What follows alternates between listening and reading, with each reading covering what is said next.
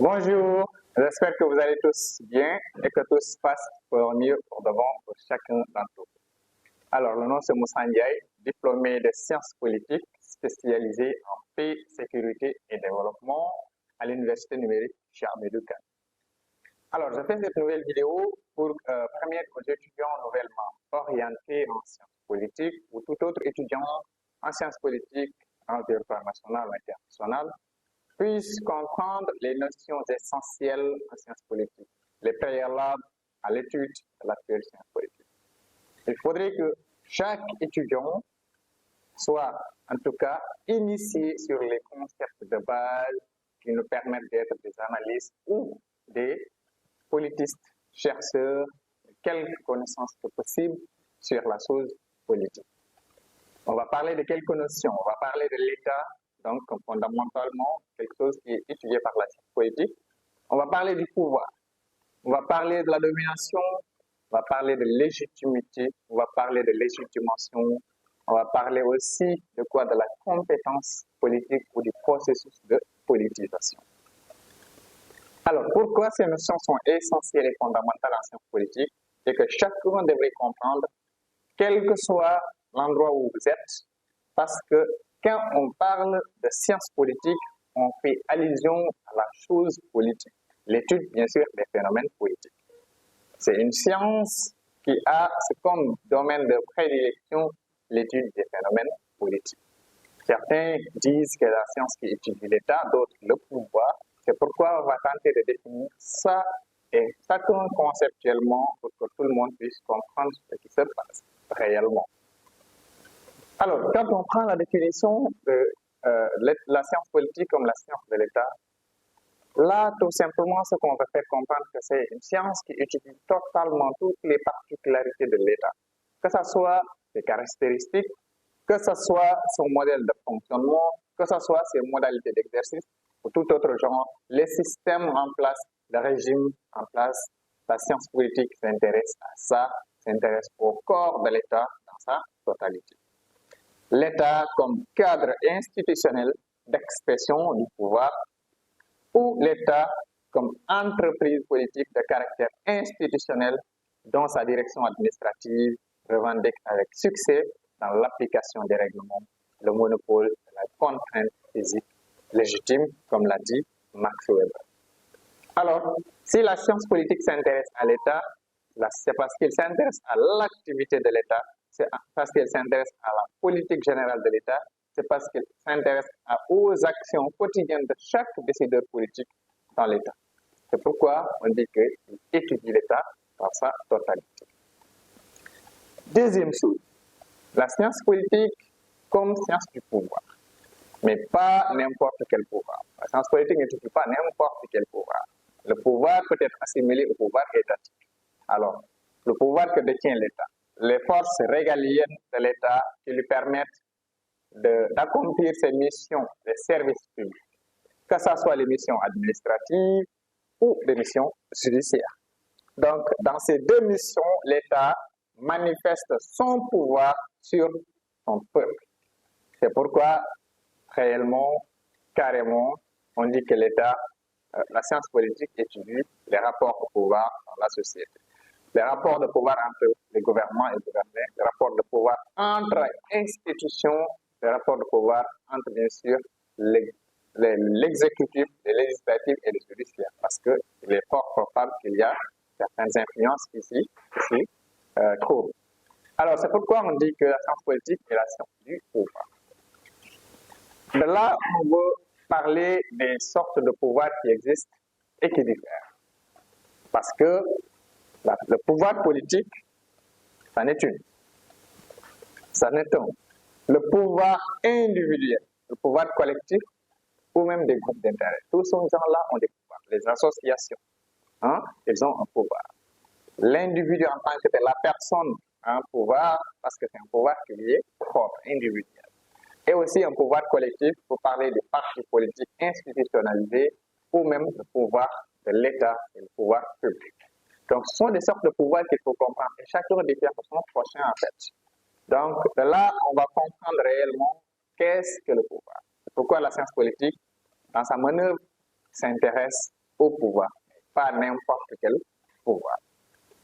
Alors, et quand on parle de pouvoir en sciences politiques, le pouvoir, elle suppose quoi? Elle suppose une chose fondamentale. Et quelle est cette chose-là? C'est la légitimité. La légitimité, c'est quoi? Pour le pouvoir, d'abord, c'est quoi? Le pouvoir, on dit que c'est la chance de faire triompher au sein d'une relation sociale sa propre volonté, peu importe sur quoi repose cette chance. C'est ça que dit Bourdieu. Pourtant, c'est vrai, c'est toute la vérité. Quand on a la capacité d'influencer quelqu'un, peu importe sur quoi repose cette chance d'influence-là, on a du pouvoir. Il faut qu'on change le cours des événements. Alors, de la vérité, le pouvoir, c'est quand on a la capacité d'influencer le cours des événements. Si on n'a pas ça, on n'a point de pouvoir. Alors, elle suppose la légitimité, bien sûr. Quand quelqu'un a du pouvoir, il faut qu'il soit légitime de ce pouvoir-là. Et la légitimité, c'est dans le cadre normal, c'est l'acceptation que le peuple, voilà, a d'un pouvoir en place. C'est l'acceptation. Quand on accepte d'être gouverné, quand on accepte d'être soumis à un pouvoir, quand on accepte d'être soumis à un ordre social établi par la société elle-même, donc la personne qui gouverne a ce qu'on appelle la légitimité de gouverner. Parce que c'est le peuple qui accepte de se soumettre volontairement. Alors ça, on parle de légitimité. Elle diffère tout autre de la légalité, bien sûr. Quand quelqu'un est légal, c'est parce qu'il a rempli les conditions juridiques qui lui attribuent un certain pouvoir. Le président de la République est légalement président parce qu'il y a eu un vote qui a été fait, cette phrase exprimée, qui lui a donné le pouvoir. Alors légalement, il est instruit parce qu'il a un pouvoir, il a la légalité d'être au poste de président de la République parce qu'il a été élu. Alors, c'est ça qui diffère de la légitimité de la légalité. La légalité est un fondement juridique, la légitimité dépend de l'acceptation du consentement de ces individus soumis au pouvoir. Autre chose, quand on parle de ces notions de légitimité, de pouvoir, il faut aussi qu'on parle des moyens de légitimation, voilà, qui existent. Parce que la légitimité, on l'a, mais il faut qu'on ait des moyens de légitimation, des moyens qui nous permettent d'installer notre politique, notre philosophie, notre amour dans le cœur des gens. Il faut que les gens nous aiment, il faut qu'ils nous adorent, il faut qu'ils nous suivent de par nos idées. Et même pour que cela soit fait, il faut que nous ayons des moyens de légitimation, des moyens de sublimation. Alors, la science en est un, la connaissance est un moyen de sublimation. Quand on a du savoir, beaucoup de monde fuit et court derrière nous, bien sûr, parce qu'on a quelque chose à leur savoir. Alors, il y a le charisme, voilà, le leadership, la communication que nous tenons chaque jour devant les gens, la persuasion, la capacité de persuasion sont des choses, en tout cas, qui influencent le comportement des gens. Alors, si on a ça, on a des moyens de sublimation. Et aussi, dans la politique, il y a ce qu'on appelle l'argent. Parce que le clientélisme politique aussi est motivé quelquefois par l'argent. Donc, si on a l'argent, on a un autre moyen de sublimation qui diffère des moyens classiques, mais qui aussi impacte de nos jours dans nos politiques quotidiennes. Alors, après ça, on a aussi la beauté. Voilà, la beauté est un moyen de sublimation. Tout ça, il y a certains qui nous suivent parce que ce n'est pas parce qu'on est riche, ce n'est pas parce qu'on parle bien, mais parce qu'on est beau ou belle. Ça aussi, ça influence le choix des gens, parce que chacun a un choix à faire selon ses goûts ou ses préoccupations qu'il a au sujet de quelqu'un. C'est pourquoi il faut beaucoup de moyens de légitimation. Mais ce qu'il faut retenir des moyens de légitimation les plus concrets en sciences politiques, en tout cas, c'est la science, la connaissance, la maîtrise, l'expertise, le leadership et aussi la capacité d'impacter sa population. Sa capacité à influencer le cours des choses, quand on a ça, on a une certaine domination. Alors, les dominations sont réparties différemment. Il y a une domination légale rationnelle, domination charismatique, domination traditionnelle. Alors, les trois sortes de domination, pourquoi il est important de les dire? Parce que quand on parle de domination traditionnelle, c'est une domination que nous avons sur les gens, parce que, bien évidemment, cette domination nous a été conférée par la tradition, par la sacralisation de la culture. Je prends l'exemple des royaumes. Dans les royaumes, le roi, quand il a un fils, le fils du roi. Alors, traditionnellement, ce gamin, ce jeune, a un pouvoir parce qu'il a une domination sur la population bien avant même d'être au pouvoir. Ça lui a été conféré par quoi? Par la sacralisation de la coutume dans les royaumes. Le prince devient automatiquement roi si le roi n'est pas là. Alors, quel que soit son âge.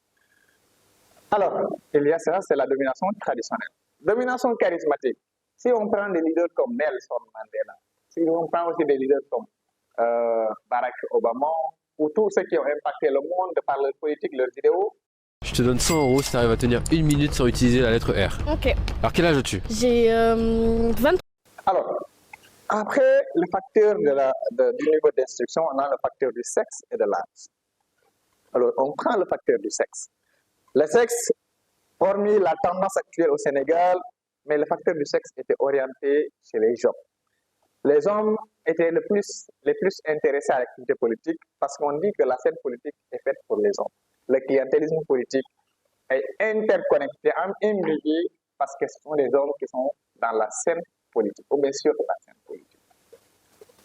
Alors c'est pourquoi on dit que le facteur du sexe est orienté chez les hommes plus que chez les femmes. Les hommes sont plus politisés que les femmes. Même si la tendance inverse maintenant, parce que les femmes de deuxième, troisième âge s'intéressent plus à l'activité politique aussi. Alors, le facteur de l'âge, elle est primordial et fondamental, même si la tendance a changé maintenant au Sénégal. Avant le processus électoral, on voyait plus les personnes âgées, les personnes de la deuxième et troisième âge, quarantaine, cinquantaine, soixantaine, 70 et autres, qui s'intéressaient le plus à l'activité politique. Mais maintenant, pourquoi les gens sont tous motivés à s'intéresser à l'activité politique, à entrer sur la scène politique? Parce qu'ils voient qu'ils ont leur mot à dire, ils ont leur part de contribution dans le développement.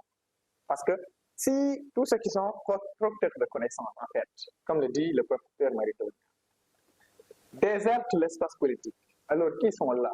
Ce sont les moins préparés, les moins initiés à occuper des fonctions politiques ou préparer des positions politiques qui seront là. Alors nous sommes tous sauf une société de savoir. C'est pourquoi les jeunes qui ont instruit, qui ont les talents et qui ont de la qualification, maintenant s'intéressent à l'activité politique parce qu'ils jugent ça très normal pour qu'ils se fondent dans la masse, pour qu'ils participent dans la chose qu'ils ont en commun avec tout le monde. Et qu'ils disent le mot, qu'ils participent dans les instances de décision, parce que tout ce qui doit être fait pour moi et qui doit être fait avec moi. Mais tout ce qui se fait pour moi et qui se fait sans moi, ça se fait contre moi. C'est pourquoi maintenant les gens doivent être inclus dans le processus électoral.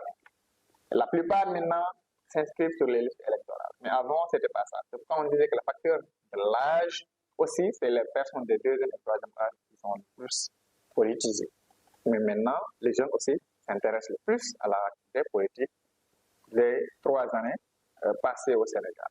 Alors, le facteur de la compétence politique. Qu'est-ce que la compétence politique? Alors, quelqu'un qui a étudié la science politique, ce n'est pas parce qu'il est apprenti politique qu'il a la compétence politique. Non, la compétence politique, c'est quand on a la capacité de lire l'actualité politique de nos pays distincts et de savoir ce qui se passe, de pouvoir prédire les choses, de comprendre le fonctionnement des partis politiques, des groupes d'intérêt, des associations et même des décideurs politiques. Leurs actions, ce qui les motive quotidiennement.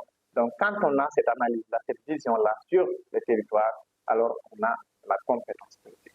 Mais ce n'est pas parce qu'on est en sciences politiques et qu'on fait les études en sciences politiques qu'on a la compétence politique, non. Il faut que chacun d'entre nous puisse comprendre les choses de cette manière. C'est une science qui est extraordinaire, fondamentale, qui nous permet de décrypter, de comprendre le comportement des choses chaque jour, surtout la scène politique. Mais on n'a pas tous la compétence politique, même si on est étudiant en sciences politiques. Alors, de là, je vais vous dire de prendre en considération ces notions-là et de pouvoir les étudier en profondeur. Ça va vous aider de comprendre davantage ce qu'est la science politique et qu'est-ce qui conditionne en tout cas les études. Et ces conditions, ces notions, ce sont les préalables à l'étude en sciences politiques. Il faudrait le comprendre. Toi qui me regardes, c'est fondamental, c'est primordial pour que tu réussisses. Parce que sinon, vous serez amené à le refaire et le refaire encore parce qu'il faut que vous compreniez ça. Alors, pour toi qui me regarde ou ceux qui me regardent, merci de votre fidélité à me suivre toujours sur YouTube et sur mes autres canaux digitaux. Donc, j'aimerais vous dire que c'est une satisfaction totale que je reçois des commentaires me disant de faire d'autres vidéos encore au bénéfice du plus grand nombre. Donc, chaque semaine, nous allons vous procurer ces vidéos pour élucider les droits, faire comprendre les détails. Et je vous dis merci bien et portez-vous bien. À bientôt, d'ici la semaine prochaine. Portez-vous bien et merci de lire la vidéo d'activité.